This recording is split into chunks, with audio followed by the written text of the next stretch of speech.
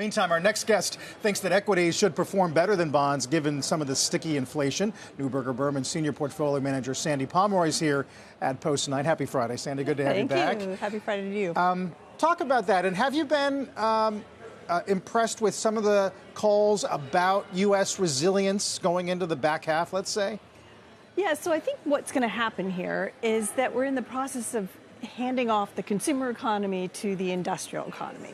So we have underspent in our capital stock for decades at this stage.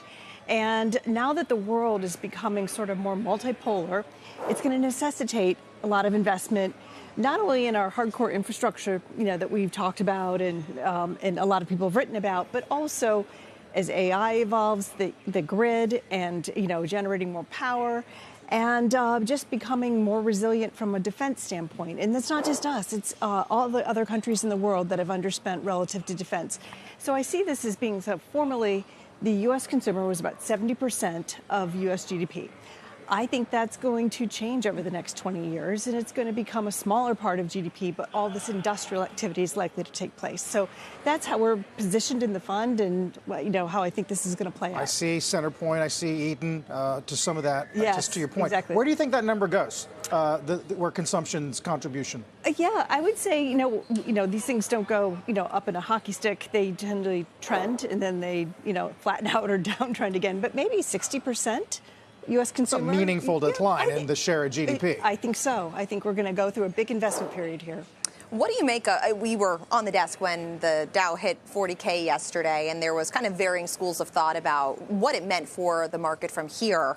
Are you a believer that one should be chasing the rally at record highs and kind of where we're at, given that there's been sort of this mindset of going up and then kind of taking crystallizing some of those gains even intraday? Yeah. So, in my sort of worldview at this stage, I think inflation's going to be stickier than I'm sort of in the Jamie Dimon camp and have been for quite some time, that we're going to stick inflation, sort of in that 4% kind of range.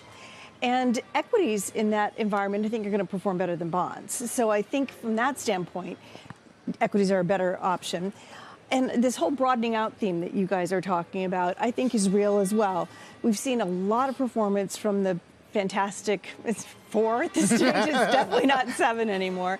And I think, investors should be thinking about a little diversification here, because even if you own the big stocks that are all beneficiaries of AI, I think owning things like a dividend fund gives you some sort of protection, when you go into a more defensive phase, when you have the pullback that Mike's talking about.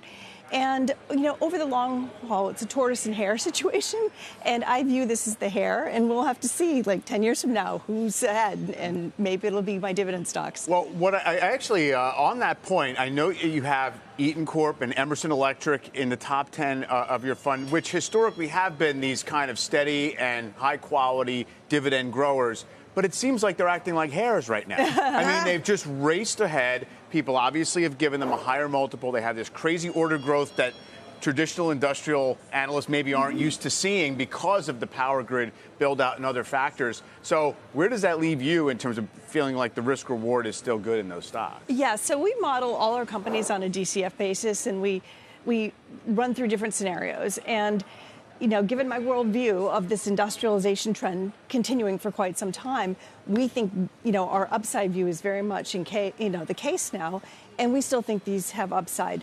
More importantly for us, we think they can grow their dividends substantially. And so not only do you have this pretty healthy dividend yield, these are not teeny dividends, these are like dividends over 2%, but we think the dividend growth is likely to be 10 to 12%. And, that's going to way outpace inflation from my perspective. And again, comparing to bonds, this looks more attractive to me. Really quick, does this mean that you minimize consumer-facing names, retail, staples, things like that? So we own a few of those names, but I would say if you look, at the overall portfolio, we are much more heavily weighted to the more cyclical aspects, whether it's industrials, materials, energy.